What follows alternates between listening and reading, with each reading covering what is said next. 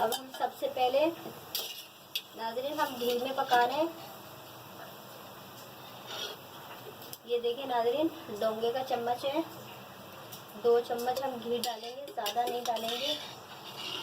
ये देखिए बस 2 चम्मच मैंने घी डाला है। ये गरम हो चुका है। अब हम ये डाल देंगे, 2 पीस हमने दालचीनी के डाले हैं। ये 5-6 लौंगे हैं हमारे पास, ये हमने डाली है। 5-6 हमारे पास इलायची है, ये हमने डाली है। तीनों चीज़ें फ्राई हो चुकी हैं।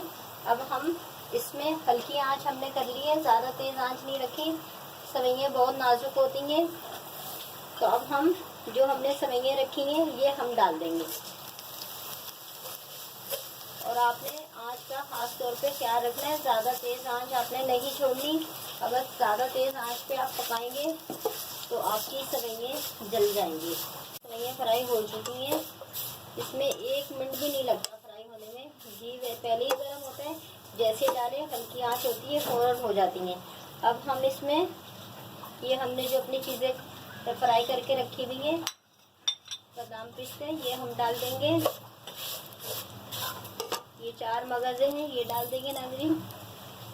ये तिल है, ये दोनों मैंने 2-2 चम्मच लिए हैं। 2 चम्मच तिल लिए हैं, 2 चम्मच 4 मगज़ लिए हैं। अब इनको हम मिक्स करेंगे। बस चीनी पड़ेगी आधी प्याली, हम ये डाल देंगे। फिर हम देखेंगे मीठा सही है या नहीं है। अगर कम हुआ तो और डाल लेंगे। अभी मैंने कम ही रखा है, अंदाजे से रखा है, सही आएगा। ये मैंने पानी उबाल के रखा हुआ है 1 कप, ये मैं भी डाल दूँगी चीनी के साथ ही। अब इन तमाम चीज़ों को हम मिक्स करेंगे। चूल्हे की आँच आपने तेज़ नहीं रखनी, इतनी आँच रखनी है जैसे हम कोई चीज़ चावल वगैरह दम पे रखते हैं, इतनी आँच आपने रखनी है। अब हम इनको मिक्स करके मीठा देखेंगे सही है ये नहीं है। सही आ रहा है मीठा, और नहीं हमें डालना पड़ेगा। ये एक जैसी हो गई है। अब मैं इनको 10 मिनट के लिए दम पे रख दूँगी। हो चुके हैं, 10 मिनट में नहीं बनी, ये 20 मिनट में बनी है।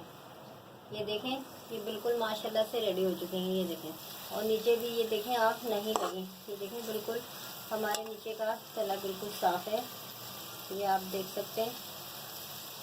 ये बिल्कुल रेडी हो गई है। 20 मिनट में मैंने 20 मिनट हो गए हैं दम रखे हुए।